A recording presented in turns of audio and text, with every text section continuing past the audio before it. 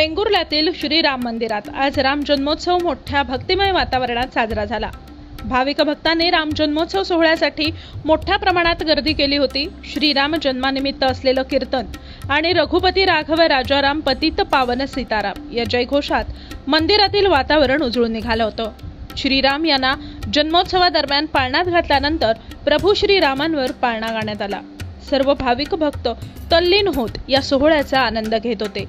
अखेर आरती आणि श्रीरामांच्या चरणी माथा टेकून या रामजन्म सोहळ्याची सांगता झाली। चला तर या व्हिडिओच्या माध्यमातून आपण रामजन्म सोहळ्याचा आनंद घेऊया।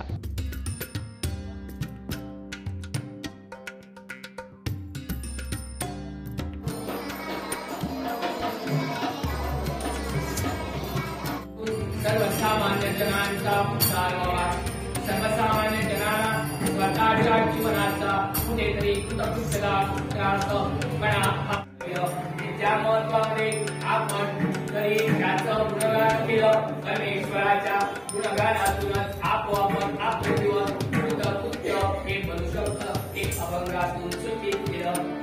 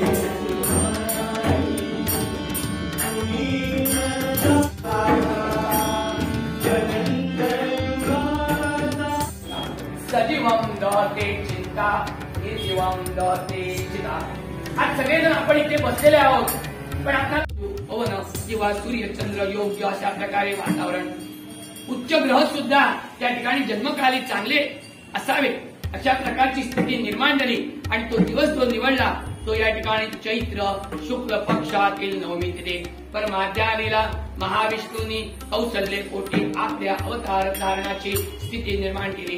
कौसल्य मातेलाही डोहाळे लागलेले होते। त्यानंतर त्या ठिकाणी प्रसूती वेदनेनंतर त्या ठिकाणी बाळाच्या जन्माची वेळ आली आणि तोच दिवस त्या ठिकाणी आपण त्या ठिकाणी राम जन्मोत्सव रामनवमी निमित्त या ठिकाणी परमेश्वराच्या अवताराचा धारणाचा त्या ठिकाणी झाला। प्रभू महाविष्णूंनी या असलेल्या पृथ्वीवर जी अवतार धारण केली ती वेळ म्हणजे माध्यान्ह।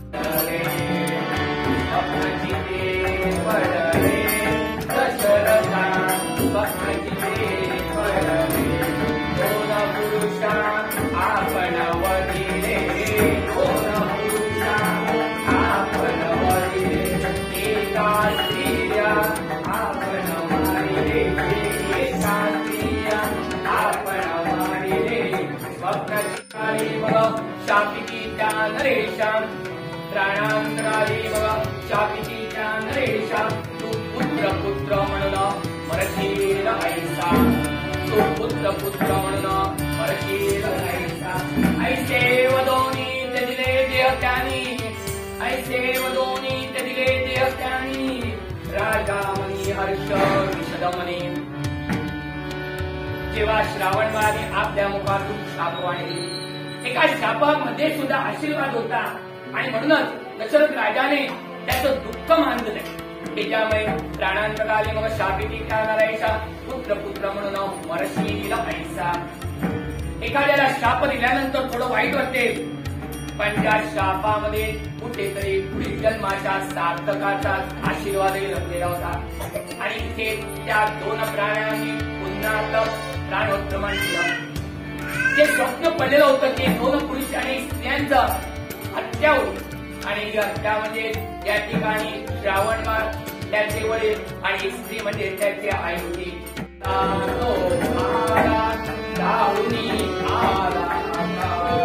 दिवळला श्रावण बाळ, दिवळला श्रावण बाळ, दिवळला श्रावण बाळ.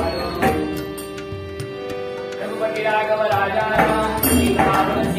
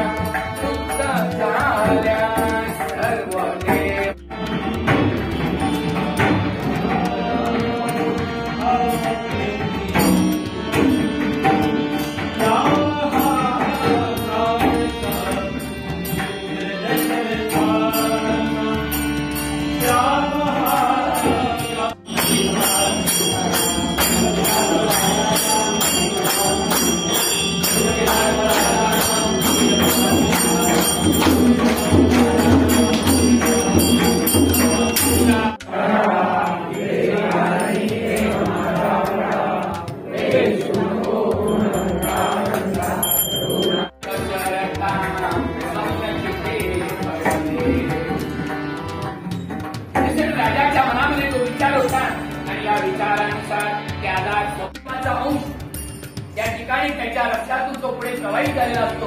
आणि अध्यात्म असलेल्याच्या कुटुंबामध्ये एखादं अपत्य जन्माला आलं तर ते नसतं. कुठल्याही कवरले कारण प्रत्येकाच्या जन्म कर्मानुसार प्रारब्धानुसार ते त्याचं कार्य चाललेलं असतं. त्याला कुणाचाही आपला दोष नाही. आणि यामुळे त्या दशरथ राजांच्या असलेल्या आणि कौशल्याच्या पोटी अवतार धारण करायचा निर्णय घेतला. त्या अवतार धारणानंतर प्रभू रामचंद्रांच्या कार्याला सुरुवात झाली.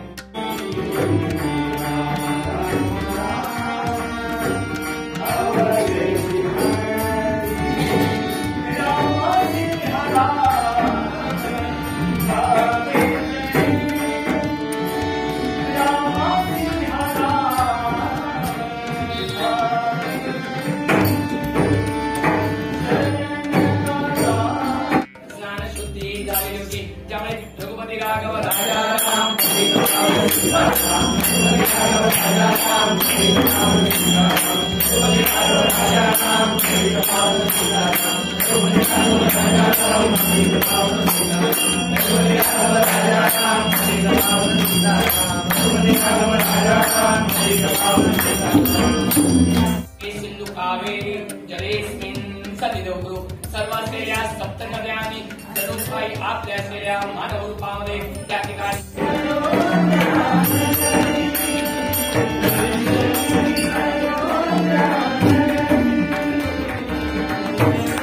कार्यामध्ये जे काही नियोजन होतं आणि त्या असलेल्या तिन्ही स्त्रिया जेव्हा ते प्राशन करते तेव्हा अग्निनारायणाने सांगितलं तसं केलं त्या तिन्ही देवी श्री विष्णूंचे अंश मानवी रघुपती राघव राजा राम रघुपती राघव राजा राम रघुपती राघव राजा